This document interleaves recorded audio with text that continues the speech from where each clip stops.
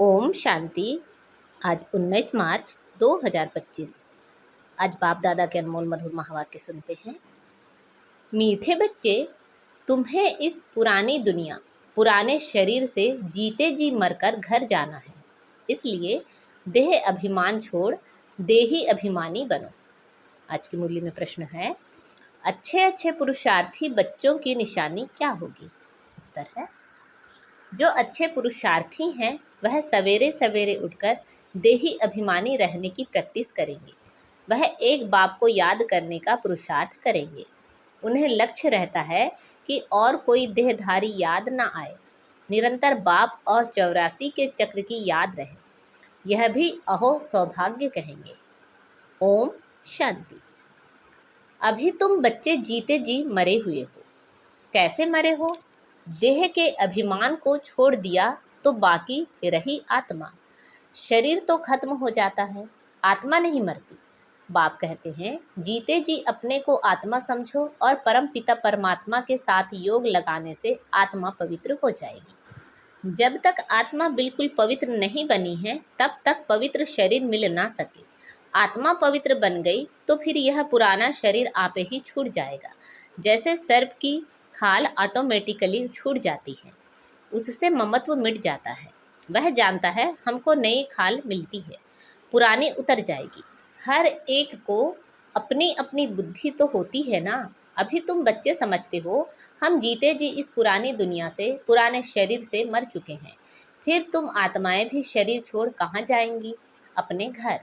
पहले पहले तो यह पक्का याद करना है, हम आत्मा हैं, शरीर नहीं। आत्मा कहती है, बाबा हम आपके हो चुके, जीते जी मर चुके हैं। अब आत्मा को फरमान मिला हुआ है कि मुझ बाप को याद करो तो तुम तमो प्रधान से सतो प्रधान बन जाएंगे। यह याद का अभ्यास पक्का चाहिए। आत्मा कहती है, बाबा आप आए हैं तो हम आपके ही बनेंगे। आत्मा मेल है ना कि फीमेल। हमेशा कहते हैं हम भाई भाई हैं। ऐसे थोड़े ही कहते हैं हम सिस्टर्स हैं। सब बच्चे हैं, सब बच्चों को वर्षा मिलना है। अगर अपने को बच्ची कहेंगे तो वर्षा कैसे मिलेगा? आत्माएं सब भाई भाई हैं। बाप सबको कहते हैं, रूहानी बच्चों मुझे याद करो। आत्मा कितनी छोटी है, यह है बहुत महीन समझने की बातें। बच्चों को याद ठहरती नहीं है। सन्यासी लोग दृष्टांत देते हैं, मैं भैंस हूँ, भैंस हूँ। ऐसे कहने से फिर भैंस बन जाते हैं। अब वास्तव में भैंस कोई बनते थोड़े ही हैं। बाप तो कहते हैं अपने को आत्मा समझो। यह आत्मा और परमात्मा का ज्ञान तो कोई को है नहीं, इसलिए ऐसी ऐसी बातें कह देते हैं। अब तुमको देही अभिमानी बनना है। हम आत्मा है, यह पुराना शरीर छोड़ हमको जाए नया लेना है। मनुष्य मुख से कहते भी हैं कि आत्मा स्टार है, भ्रकुटी के बीच में रहती है। फिर कह देते अंगुष्टे मिसल है। अब सितारा कहाँ, अंगुष्टा कहाँ? और फिर मिट्टी के सालिग्राम बेड बनाते हैं। इतनी बड़ी आत्मा तो हो नहीं सकती। मनुष्य देह अभिमानी है ना, तो बनाते भी मोटे रूप में हैं। यह तो बड़ी सूक्ष्म महीनता की बातें हैं। भक्ति भी मनुष्य एकांत में कोठी में बैठ करते हैं। तुमको तो गृहस्थ व्यवहार में, धंधे आदि में रहते हुए बुद्धि में यह पक्का करना है, हम आत्मा हैं। बाप कहते हैं, मैं तुम्हारा बाप भी इतनी छोटी बिंदु हूँ। ऐसे नहीं कि मैं बड़ा हूँ, मेरे में सारा ज्ञान है। आत्मा और परमात्मा दोनों एक जैसे ही हैं, सिर्फ उनको सुप्रीम कहा जाता है। यह ड्रामा में नूंद है। बाप कहते हैं, मैं तो अमर हूँ। मैं अमर ना होता तो तुमको पावन कैसे बनाऊं, तुमको स्वीट चिल्ड्रंस कैसे कहूं? आत्मा ही सब कुछ करती है। बाप आकर देही अभिमानी बनाते हैं, इसमें ही मेहनत है। बाप कहते हैं, मुझे याद करो और कोई को याद ना करो। योगी तो दुनिया में बहुत हैं। कन्या की सगाई होती है तो फिर पति के साथ योग लग जाता है ना। पहले थोड़े ही था, पति को देखा फिर उनकी याद में रहती है। अब बाप कहते हैं, माँ में कम याद करो। यह बहुत अच्छी प्रैक्टिस चाहिए। जो अच्छे अच्छे पुरुषार्थी बच्चे हैं वह सवेरे सवेरे उठकर देही अभिमानी रहने की प्रैक्टिस करेंगे। भक्ति भी सवेरे करते हैं ना, अपने अपने इष्ट देव को याद करते हैं। हनुमान की भी कितनी पूजा करते हैं, लेकिन जानते कुछ भी नहीं। बाप आकर समझाते हैं, तुम्हारी बुद्धि बंदर मिसल हो गई है, अब फिर तुम देवता बनते हो। अब यह है पतित तमो प्रधान दुनिया। अभी तुम आए हो बेहद के बाप पास। मैं तो पुनर्जन्म रहित हूँ। यह शरीर इस दादा का है, मेरा कोई शरीर का नाम नहीं। मेरा नाम ही है कल्याणकारी शिव। तुम बच्चे जानते हो, शिव बाबा कल्याणकारी आकर नर्क को स्वर्ग बनाते हैं। कितना कल्याण करते हैं, नर्क का एकदम विनाश करा देते हैं। प्रजापिता ब्रह्मा द्वारा अभी स्थापना हो रही है। यह है प्रजापिता ब्रह्मा मुक्त वंशावली। चलते फिरते एक दो को सावधान करना है, मन मना भव। बाप कहते हैं, मुझे याद करो तो विकर्म विनाश होंगे। पतित पावन तो बाप है ना। उन्होंने भूल से भगवान उवाच के बदले श्री कृष्ण भगवान उवाच लिख दिया है। भगवान तो निराकार है, उनको परम पिता परमात्मा कहा जाता है। उनका नाम है शिव। शिव की पूजा भी बहुत होती है। शिव काशी कहते रहते हैं। भक्ति मार्ग में अनेक प्रकार के नाम रख दिए हैं। कमाई के लिए अनेक मंदिर बनाए हैं। असली नाम है शिव। फिर सोमनाथ रखा है। सोमनाथ सोम रस पिलाते हैं, ज्ञान धन देते हैं। फिर जब पुजारी बनते हैं तो कितना खर्चा करते हैं उनके मंदिर बनाने पर, क्योंकि सोम रस दिया है ना। सोमनाथ के साथ सोमनाथिनी भी होगी। यथा राजा रानी तथा प्रजा, सब सोमनाथ सोमनाथिनी है। तुम सोनी दुनिया में जाते हो, वहाँ सोने की ईंटें होती है, नहीं तो दीवारें आदि कैसे बने। बहुत सोना होता है, इसलिए उसको सोने की दुनिया कहा जाता है। यह है लोहे पत्थरों की दुनिया। स्वर्ग का नाम सुनकर ही मुख पानी हो जाता है। विष्णु के दो रूप लक्ष्मी नारायण अलग अलग बनेंगे ना। तुम विष्णुपुरी के मालिक बनते हो, अभी तुम हो रावणपुरी में। तो अब बाप कहते हैं, सिर्फ अपने को आत्मा समझ मुझ बाप को याद करो। बाप भी परम धाम में रहते हैं, तुम आत्माएं भी परम धाम में रहती हो। बाप कहते हैं, तुमको कोई तकलीफ नहीं देता हूँ, बहुत सहज है। बाकी यह रावण दुश्मन तुम्हारे सामने खड़ा है, यह विघ्न डालते हैं। ज्ञान में विघ्न नहीं पड़ते, विघ्न पड़ते हैं याद में। घड़ी घड़ी माया याद भुला लेती है, देह अभिमान में ले आती है। बाप को याद करने नहीं देती, यह युद्ध चलती है। बाप कहते हैं, तुम कर्म योगी तो हो ही। अच्छा दिन में याद नहीं कर सकते हो तो रात को याद करो। रात का अभ्यास दिन में काम आएगा। निरंतर स्मृति रहे। जो बाप हमको विश्व का मालिक बनाते हैं, हम उसे याद करते हैं। बाप की याद और 84 जन्मों के चक्र की याद रहे तो अहो सौभाग्य। औरों को भी सुनाना है। बहनों और भाइयों, अब कलयुग पूरा हो, सतयुग आता है।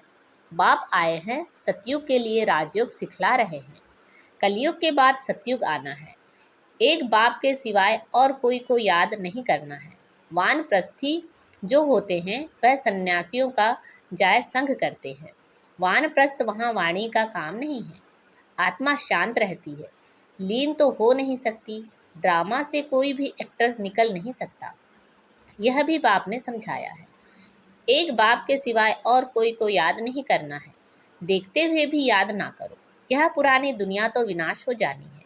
कब्रिस्तान है ना, मुर्दों को कभी याद किया जाता है क्या। बाप कहते हैं, यह सब मरे पड़े हैं, मैं आया हूँ पतितों को पावन बनाए ले जाता हूँ। यहाँ यह सब खत्म हो जाएंगे। आजकल बॉम्ब्स आदि जो भी बनाते हैं, बहुत तीखे तीखे बनाते रहते हैं। कहते हैं, यहाँ बैठे जिस पर छोड़ेंगे उस पर ही गिरेंगे। यह नूंद है, फिर से विनाश होना है। भगवान आते हैं, नई दुनिया के लिए राजयोग सिखला रहे हैं। यह महाभारत लड़ाई है जो शास्त्रों में गाई हुई है। बरोबर भगवान आए हैं, स्थापना और विनाश करें। चित्र भी क्लियर है, तुम साक्षात्कार कर रहे हो, हम यह बनेंगे। यहाँ की यह पढ़ाई खत्म हो जाएगी, वहाँ तो बैरिस्टर डॉक्टर आदि की दरकार नहीं होती। तुम तो यहाँ का वर्षा ले जाते हो, हुनर भी सब यहाँ से ले जाएंगे। मकान आदि बनाने वाले फर्स्ट क्लास होंगे तो वहाँ भी बनाएंगे। बाजार आदि भी तो होगी ना, काम तो चलेगा। यहाँ से सीखा हुआ अक्ल ले जाते हैं, साइंस से भी अच्छे हुनर सीखते हैं, वह सब वहाँ काम आएंगे। प्रजा में जाएंगे। तुम बच्चों को तो प्रजा में नहीं जाना है, तुम आए ही हो बाबा मम्मा के तख्त नसीन बनने। बाप जो श्रीमत देते हैं उस पर चलना है। फर्स्ट क्लास श्रीमत तो एक ही देते हैं कि मुझे याद करो। कोई का भाग्य अनायास भी खुल जाता है, कोई कारण निमित्त बन पड़ता है। कुमारियों को भी बाबा कहते हैं, शादी तो बर्बादी हो जाएगी, इस गटर में मत गिरो। क्या तुम बाप का नहीं मानेंगी, स्वर्ग की महारानी नहीं बनेंगी। अपने साथ प्रण करना चाहिए कि हम उस दुनिया में कभी नहीं जाएंगे। उस दुनिया को याद भी नहीं करेंगे। शमशान को कभी याद करते हैं क्या? यहाँ हो तुम तो कहते हो कहाँ यह शरीर छूटे तो हम अपने स्वर्ग में जाएं। अब 84 जन्म पूरे हुए, अब हम अपने घर जाते हैं। औरों को भी यही सुनाना है। यह भी समझते हो बाबा बिगर सत्युग की राजाई कोई दे नहीं सकते। इस रथ को भी कर्मभोग तो होता है ना। बाप दादा की भी आपस में कभी रूह रिहान चलती है। यह बाबा कहते हैं बाबा आशीर्वाद कर दो, खांसी के लिए कोई दवाई करो या छू मंत्र से उड़ा दो। कहते हैं नहीं, यह तो भोगना ही है।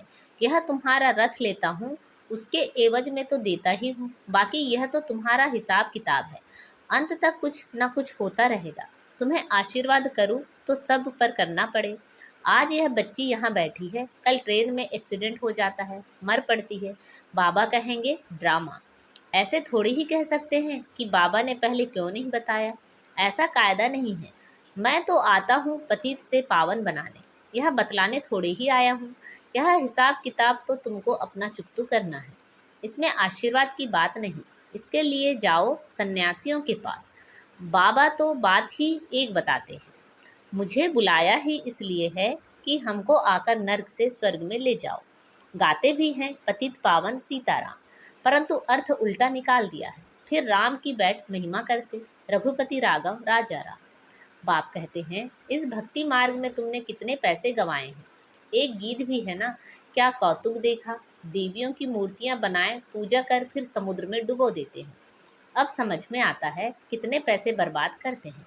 फिर भी यह होगा। सतयुग में तो ऐसा काम होता ही नहीं। सेकंड बाय सेकंड की नूंद है। कल्प बाद फिर यही बात रिपीट होगी। ड्रामा को बड़ा अच्छी रीति समझना चाहिए। अच्छा, कोई जास्ती नहीं याद कर सकते तो बाप कहते हैं सिर्फ अल्फ और बे, बाप और बादशाही को याद करो।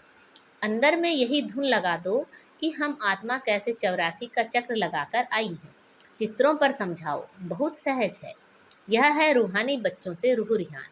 बाप रूह रिहान करते ही हैं बच्चों से, और कोई से तो कर ना सके। बाप कहते हैं अपने को आत्मा समझो, आत्मा ही सब कुछ करती है। बाप याद दिलाते हैं तुमने 84 जन्म लिए हैं, मनुष्य ही बने हैं। जैसे बाप ऑर्डिनेंस निकालते हैं कि विकार में नहीं जाना है, ऐसे यह भी ऑर्डिनेंस निकालते हैं कि किसी को रोना नहीं है। सतयुग त्रेता में कभी कोई रोते नहीं, छोटे बच्चे भी नहीं रोते। रोने का हुक्म नहीं, वह है ही हर्षित रहने की दुनिया। उसकी प्रैक्टिस सारी यहाँ करनी है। अच्छा, मीठे मीठे सिखिलते बच्चों प्रति माता पिता बाप दादा का याद प्यार और गुड मॉर्निंग। रूहानी बाप की रूहानी बच्चों को नमस्ते। हम सब रूहानी बच्चों की रूहानी माता पिता बाप दादा को याद प्यार, गुड मॉर्निंग और नमस्ते। आज की मुरली से धारणा के लिए मुख्य सार हैं।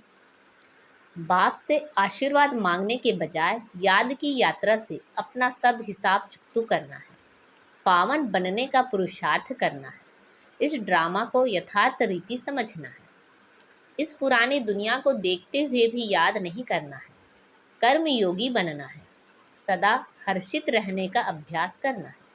कभी भी रोना नहीं है। आज बाबा ने हमें वरदान दिया है, प्रवृत्ति में रहते मेरेपन का त्याग करने वाले सच्चे ट्रस्टी मायाजीत भव। प्रवृत्ति में रहते मेरेपन का त्याग करने वाले सच्चे ट्रस्टी मायाजीत भव। जैसे गंदगी में कीड़े पैदा होते हैं, वैसे ही जब मेरापन आता है तो माया का जन्म होता है। मायाजीत बनने का सहज तरीका है स्वयं को सदा ट्रस्टी समझो। ब्रह्मा कुमार माना ट्रस्टी। ट्रस्टी की किसी में भी अटैचमेंट नहीं होती, क्योंकि उनमें मेरापन नहीं होता। गृहस्थी समझेंगे तो माया आएगी और ट्रस्टी समझेंगे तो माया भाग जाएगी। इसलिए न्यारे होकर फिर प्रवृत्ति के कार्य में आओ तो माया प्रूफ रहेंगे। आज का स्लोगन है, जहाँ अभिमान होता है वहाँ अपमान की फीलिंग जरूर आती है। जहाँ अभिमान होता है वहाँ अपमान की फीलिंग जरूर आती है। अच्छा, अव्यक्त इशारे। सत्यता और सभ्यता रूपी कल्चर को अपनाओ। आपकी आंतरिक स्वच्छता, सत्यता उठने में, बैठने में, बोलने में, सेवा करने में लोगों को अनुभव हो, तब परमात्मा प्रत्यक्षता के निमित्त बन सकेंगे। इसके लिए पवित्रता की क्षमा सदा जलती रहे, जरा भी हलचल में ना आए। जितना पवित्रता की क्षमा अचल होगी, उतना सहज सभी बाप को पहचान सकेंगे। अच्छा, ओम शांति।